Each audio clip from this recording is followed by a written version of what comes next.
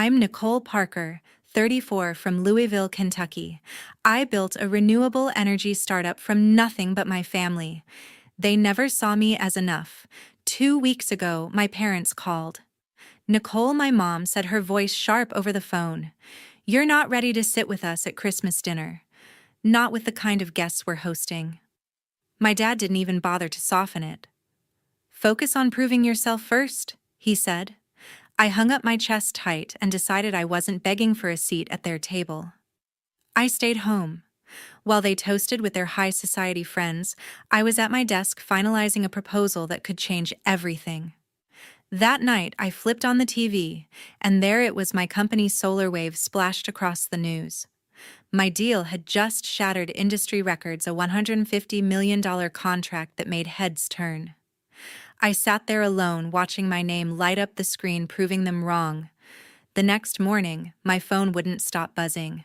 Guess who was waiting in my office lobby, all smiles, acting like they'd always believed in me. But I'd learned something bigger than their approval could ever give me. Want to know how I turned their rejection into my victory? Stick around, because this story's just getting started. If you've ever been told you're not enough, drop your story in the comments. Hit that subscribe button and ring the bell so you don't miss what happens next. Growing up in the Parker family was never easy. My father, David Parker, was a high-powered attorney in Louisville, the kind who commanded courtrooms and dinner conversations with the same iron grip. My mother, Linda Parker, was a celebrated journalist, her bylines in every major paper, her opinions treated like gospel at home. My older brother, Justin Parker, was their golden boy, a plastic surgeon whose name was already on billboards by 30. My younger sister, Heather Parker, was no slouch, either, a fund manager who closed million-dollar deals before she could legally drink. Then there was me, Nicole, the odd one, out doodling solar panel designs in my notebook, while they debated stock markets and malpractice suits. Our family's dinner table was a battlefield of expectations. Every Sunday we'd gather in the dining room, crystal glasses clinking, and I'd sit there invisible. "Nicole, why can't you be more like Justin?" Dad would say, slicing his steak, not even looking at me. Mom would nod, adding, "Heather's already presenting to investors. What are you doing with those science projects?" My ideas about renewable energy were dismissed as childish fantasies. "It's not a real career," Heather once sneered, rolling her eyes as she checked her phone. Justin barely bothered to comment, too busy bragging about his latest procedure. I'd bite my tongue, staring at my plate, knowing they'd never understand. Those dinners shaped me, but not in the way they wanted. I'd escape to my room, sketching designs for cleaner energy, dreaming of a world that didn't run on their approval. They saw my passion as a phase, something I'd outgrow when I got serious. I was 16 when Mom handed me a law school brochure saying, "This is what success looks like." I tore it up the second she left. My defiance grew quietly, fueled by their constant comparisons. They thought they were pushing me to be better, but they were teaching me I'd never fit in.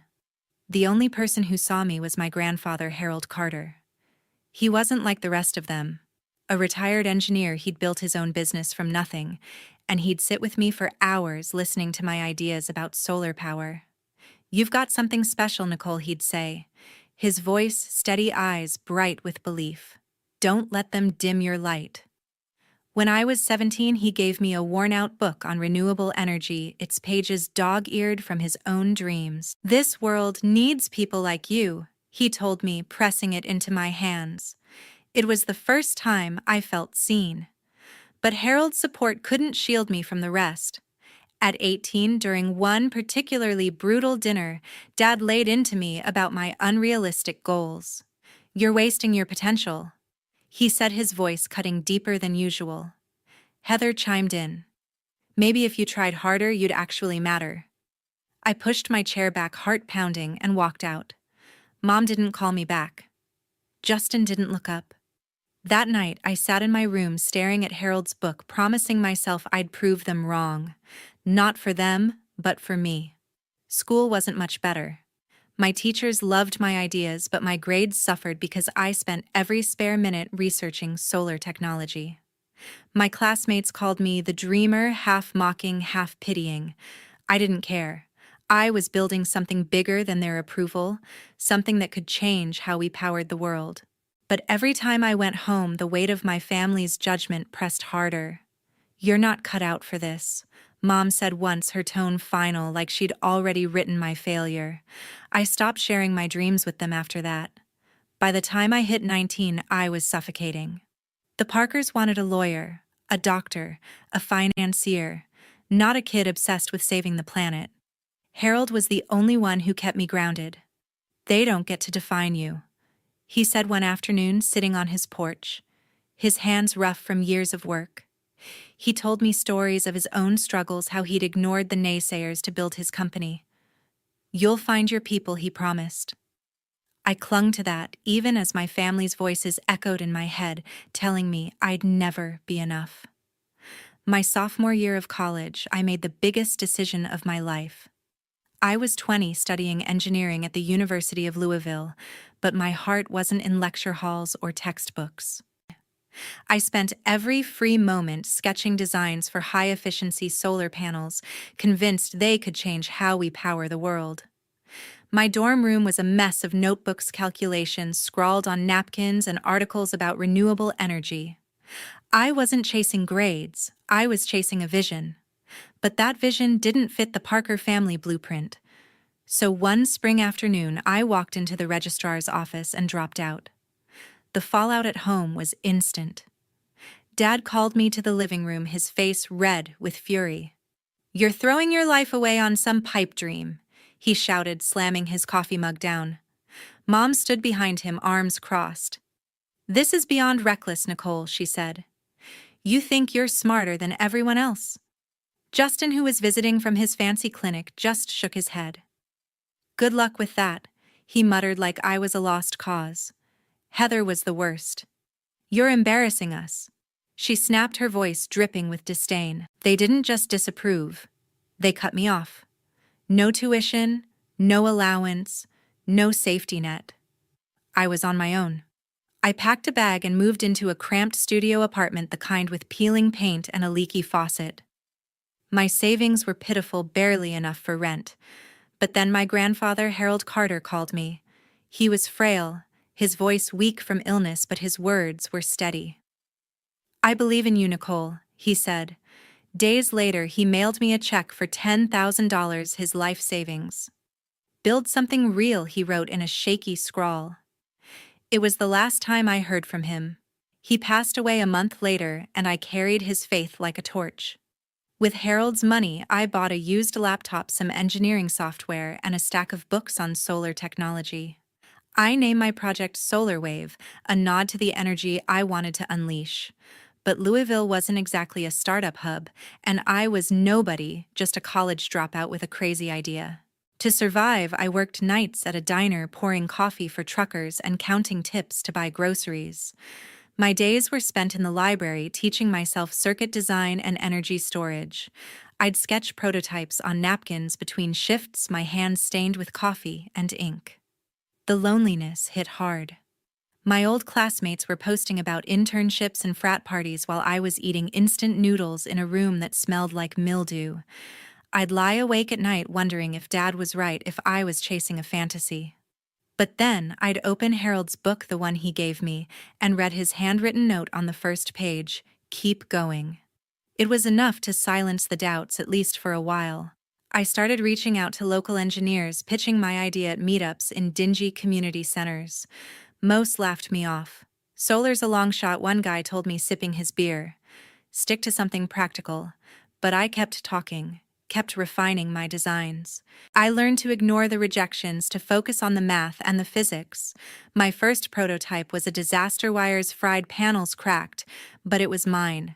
Every failure taught me something new, and I was getting closer. Months turned into a year. I was 21, broke and exhausted, but Solar Wave was taking shape. I had a working model, a clunky thing that generated a fraction of the power I wanted, but it was proof I wasn't crazy.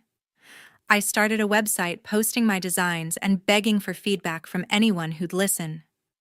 A few engineers responded, offering tips. One even sent me a spare battery to test. It wasn't much, but it was a start. I was building something piece by piece with no one but Harold's memory cheering me on. The Parkers didn't call. Not once. I'd see Heather's name in the business section of the paper or Justin's face on a billboard for his clinic. Mom's articles were everywhere, and Dad's cases made headlines. They were thriving while I was scraping by. But I didn't want their life.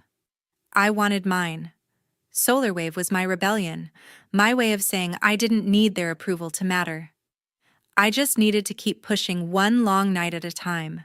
One late night at a coffee shop, I met Matthew Hayes.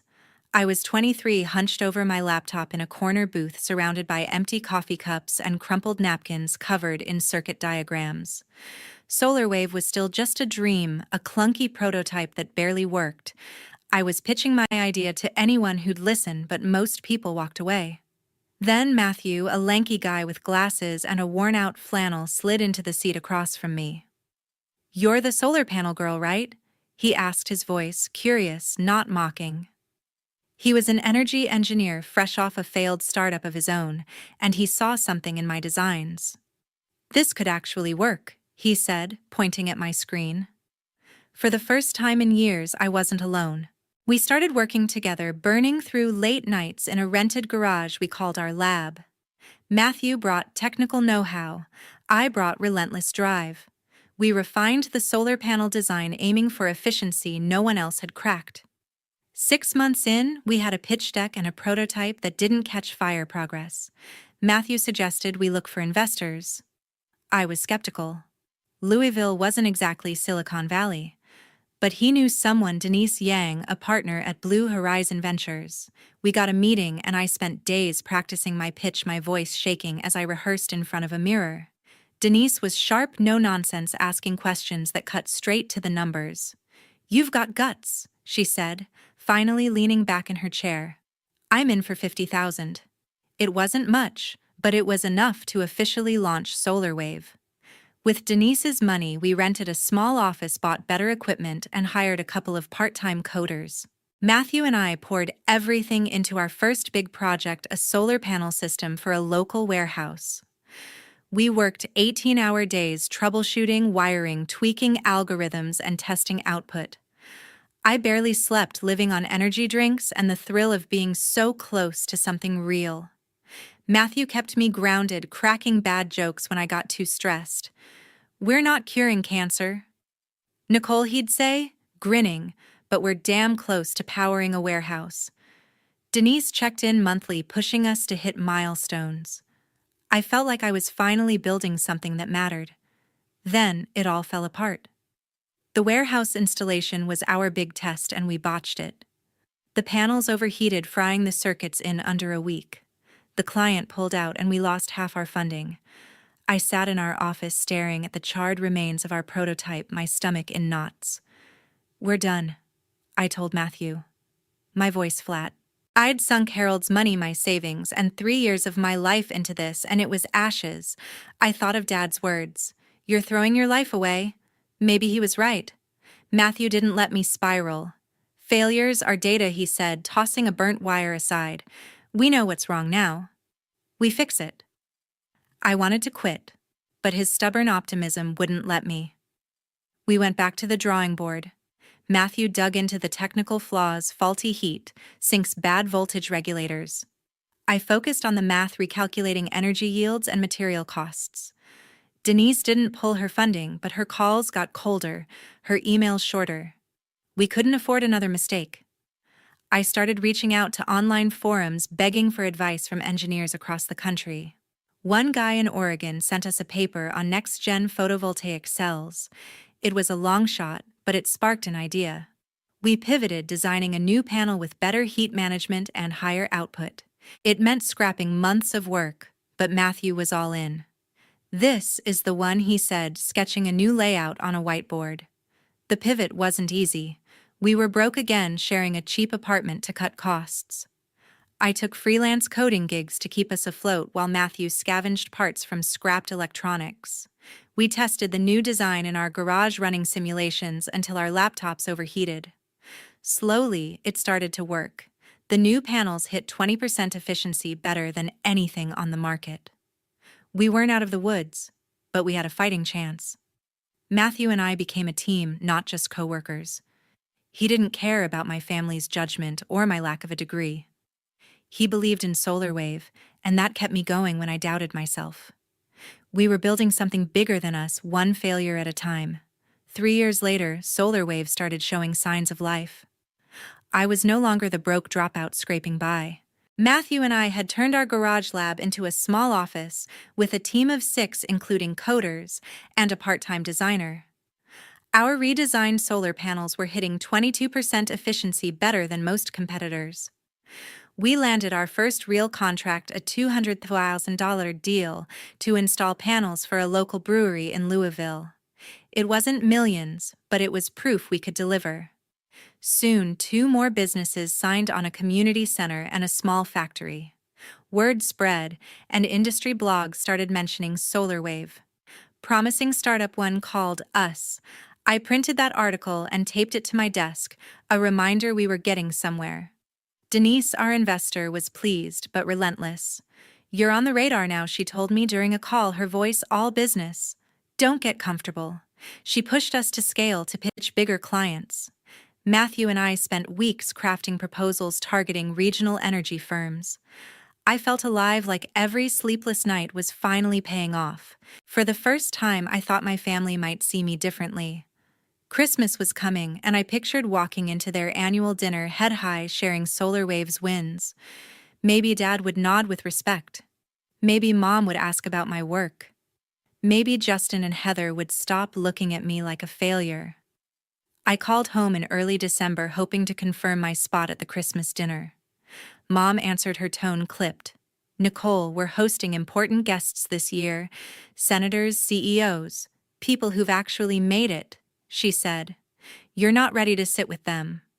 I gripped the phone, stunned. "What do you mean? Not ready?" I asked. Dad took over. "Your little project isn't there yet," he said, his voice cold. "Come back when you've got something real to show." I tried to argue, to tell them about the brewery contract, the blogs, but Mom cut me off. "We'll see you when you're on their level," she said. The line went dead. I stood in my office staring at the phone, my chest tight. Justin hadn't even bothered to weigh in. Heather, who I texted later, replied with a single line: "Focus on catching up." Their words burned, echoing every dinner where they'd dismissed me. I wasn't invited to my own family's table because my startup, my life's work, wasn't real enough for their elite crowd. I could have begged, could have shown up anyway, but I was done pleading for their approval. I turned off my phone and went back to my desk. That night, I threw myself into a new proposal for Nexus Solutions, a major energy company based in Kentucky. They'd reached out after reading about our brewery project, interested in our high-efficiency panels. Matthew was skeptical. They were a giant, and we were barely a blip, but I saw a chance to prove myself, not to my family, but to the world. I reworked our pitch, crunching numbers to show how our panels could cut their costs by 30%. Matthew handled the technical specs, staying up with me to refine every detail. Denise gave feedback, warning us Nexus played hardball. "They'll chew you up if you're not perfect," she said. Days blurred into nights as Christmas approached. While Louisville lit up with holiday lights, I was glued to my laptop, tweaking slides and running simulations. Matthew brought takeout to the office, joking about our festive diet of cold noodles. I barely noticed the season. My family's rejection fueled me, but so did the brewery's glowing review of our panels. We were close to something big. I could feel it. On December 23rd, I sent Nexus a draft proposal. Their lead, Susan Lynn, replied within hours, asking for a meeting on Christmas Eve. "Impressive work," she wrote. "Let's see if you can deliver." I didn't tell my family about Nexus. They didn't deserve to know. While they were prepping for their high society dinner, I was preparing to pitch the biggest deal of my life. Matthew and I rehearsed until midnight, testing every slide, anticipating every question. I wasn't just fighting for solar wave. I was fighting for the years I'd been called a dreamer, a failure. Susan's email was pinned to my screen, a beacon pulling me forward. Christmas was 2 days away, and I was ready to bet everything on that meeting, even if it meant spending the holiday alone. On Christmas Day, I sat alone in front of the TV.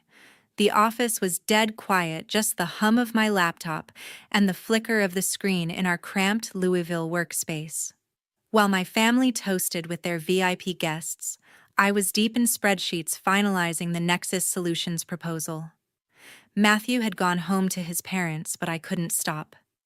This deal was my shot to prove I was more than their unready daughter. I'd been up since dawn, triple-checking every slide, every calculation. Our panels could save Nexus 30% on energy costs, but they wanted perfection, and I was determined to deliver. At 2 p.m., an email from Susan Lynn, Nexus's director, hit my inbox. "Solid proposal," she wrote, "but your heat dissipation system needs work. Can you fix it by tonight?" My heart sank. The heat issue was our old nemesis, the one that tanked our first project. I called Matthew, who was halfway through his mom's pecan pie. "We've got 6 hours," I said, voice tight. He didn't hesitate. "I'm on my way." By 3 p.m., he was back, coffee in hand, diving into the technical specs. We tore apart the design, focusing on the cooling system. I ran simulations while he reworked the schematics, our screens glowing in the empty office. Hours blurred. I scribbled equations on a whiteboard, my hands shaking from caffeine and nerves. Matthew found a flaw in the ventilation design and suggested a new alloy for the heat sinks. This could push efficiency to 25%, he said, his eyes bright with that same spark I saw when we met. I recalculated the output, plugging in his changes. The numbers looked good, better than good. At 8 p.m., we had a new design, lighter, cooler, and more efficient than anything we'd built before. I typed up the revisions, my fingers flying, and sent the updated proposal to Susan at 9:47 p.m. "Here's the fix," I wrote, hitting send with a knot in my stomach. I collapsed onto a couch in the office, too wired to go home. The TV was on some local news channel, droning about holiday sales. Then at 10:15 p.m., my phone pinged. Susan's name flashed on the screen. "Your solution checks out," her email read. "We're signing the contract, $150 million for SolarWave to supply panels for our Midwest grid. Congratulations." I stared at the words, my breath catching. $150 million. It wasn't just a deal. It was a game changer. I called Matthew, who whooped so loud I had to pull the phone away. "We did it, Nicole," he shouted. I laughed, tears stinging my eyes, feeling Harold's belief in me from years ago. Before I could process it, the TV screen shifted. "Breaking news," the anchor said, her voice sharp. "Louisville startup SolarWave has secured a $150 million contract with Nexus Solutions, marking a record in the renewable energy sector." My name flashed on the screen, Nicole Parker, co-founder of SolarWave. They called us industry pioneers, our panels a leap forward in green tech. I sat frozen, watching my face on the news, my company's logo next to Nexus's. The brewery contract, the late nights, the failures, it all led to this. I'd done what my family said I couldn't. I thought of Dad's voice. "Come back when you've got something real." Mom's dismissal. "You're not ready." This was real. This was me proving them wrong on a stage they couldn't ignore. I didn't call them. I didn't need to. The world knew SolarWave now, and that was enough. I texted Matthew, "We're on the map." He replied with a single emoji, a rocket. Denise called minutes later, her usual cool tone replaced with excitement. "You've just shaken up the industry," she said. "Get ready for what's next." I stayed in the office, replaying the news clip, letting the weight of it sink in. The contract wasn't just money, it was validation. Every doubt, every rejection, every night I'd questioned myself, it all faded. I wasn't the kid they'd laughed off at dinner. I was Nicole Parker, and SolarWave was rewriting the rules. As the clock ticked past midnight, I shut off the TV, my mind already racing toward what we'd build next. The world was watching, and I was just getting started. The morning after, my phone wouldn't stop ringing. By 8 a.m., my inbox was flooded with messages from local reporters, industry blogs, and even a few competitors. SolarWave's $150 million deal with Nexus Solutions was the talk of Louisville. Social media buzzed with our name, and a local radio station called us Kentucky's Green Tech Miracle. I was still in the office running on adrenaline and cold coffee when Matthew burst in grinning. "We're trending," he said, showing me his phone. I laughed, but my mind was already on the next steps: scaling production, hiring more engineers, keeping Nexus happy. Then the receptionist buzzed. "Your family's here," she said. I froze. Dad, Mom, and Heather stood in the lobby dressed like they were headed to a gala. No Justin, he was probably too busy with his billboards. I walked out, my stomach twisting. Dad extended his hand, all smiles. "Nicole, we saw the news," he said. "What an achievement." Mom nodded, her expression softer than I'd ever seen. "We're so proud," she added, her voice almost convincing. Heather, in a tailored blazer, chimed in. "This is huge, Nicole. Really." I stood there waiting for the catch. It didn't take long. Heather leaned closer, lowering her voice. "I know some investors who'd love to meet you," she said, her eyes sharp. I could set up introductions for SolarWave's sake. There it was. They weren't here for me. They wanted a piece of my success. I clenched my fists, years of their dismissal flashing through my mind. The dinners where they'd ignored me, the years they'd called my dreams childish, the Christmas they'd shut me out. I wasn't their little girl anymore, begging for a seat at their table. "You're proud now?" I asked, my voice steady but cold. Dad raised an eyebrow like he hadn't expected me to bite back. "When I was pouring coffee to pay rent, where were you?" I turned to Mom. "When I dropped out to chase this, you said I was reckless." Heather opened her mouth, but I cut her off. "And you," Heather told me, "I'd never matter. Now you want to play matchmaker with your investor friends."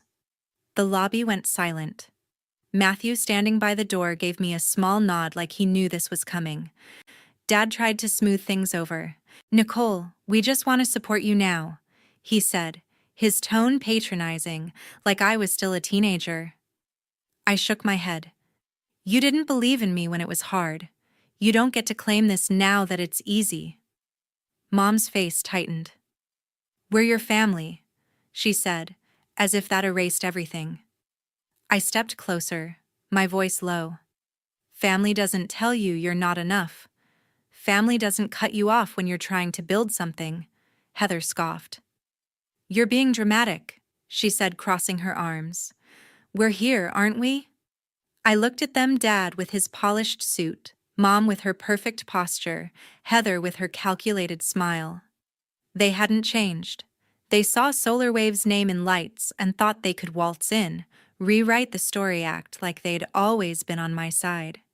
"You're here because the news told you to be," I said. "I built this without you.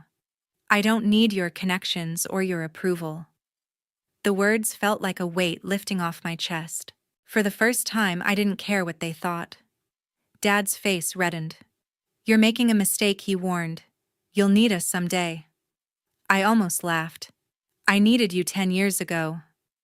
I don't anymore." Mom reached out, her voice softer now.